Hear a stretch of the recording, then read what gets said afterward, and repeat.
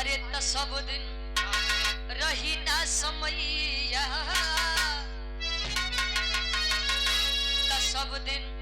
रही ना समैया सब ही से चला हंसी बोली के सब दिन रही ना समैया हंसी बोली के सब दिन रही ना समैया सब दिन रही ना समैया सब ही से चला हंसी कहे जन्म से लेकर मृत्यु तक दौड़ता है आदमी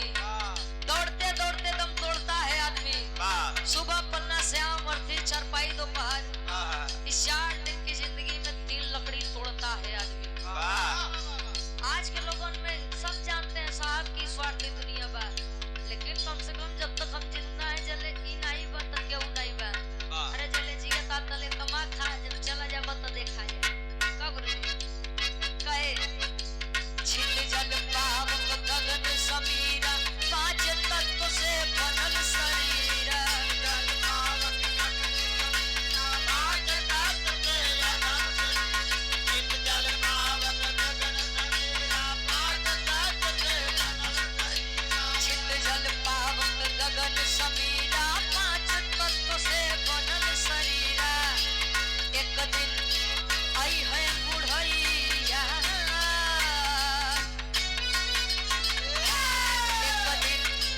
आई है बुढ़ैया सब ही से चला हंसी बोल के एक दिन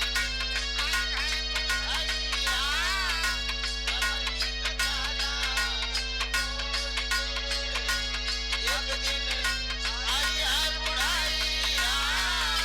सब ही से चला कहे छित जल पावक गगन समीरा 5 तत्व से बनल शरीर एक दिन आई है बुढ़ैया सब वहीं से चला हंसी बोल के कार्यक्रम आयोजक हुए हैं का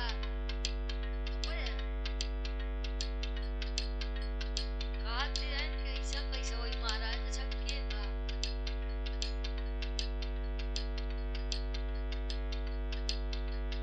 हमें नहीं सुना कर हमें नहीं सुना कर अरे तो महाराज अबे हम गाँव त्योहार गुरु जी गई चले बंद हो के महीने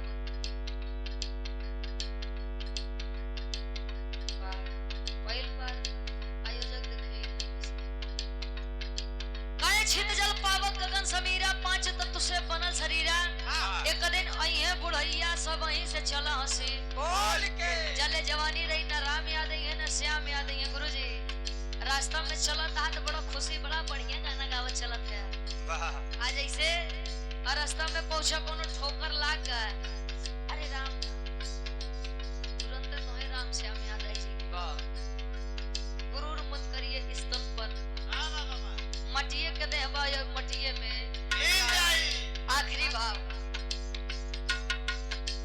मल मल महल बदन के धोया अब गुण भर के महल में सोया मल मल महल बदन के धोया अब गुण भर के महल में सोया मल मल महल बदन के धोया अब गुण भर के महल में सोया मल मल महल बदन के धोया अब गुण भर के महल में सोया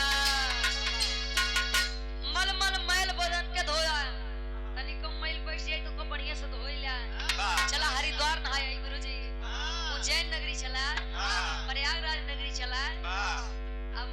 मन तो साफ में नहीं बदे साफ नहीं कर कर तरुछे आई है अनवैया कौन अनवैया वो पिया परमेश्वर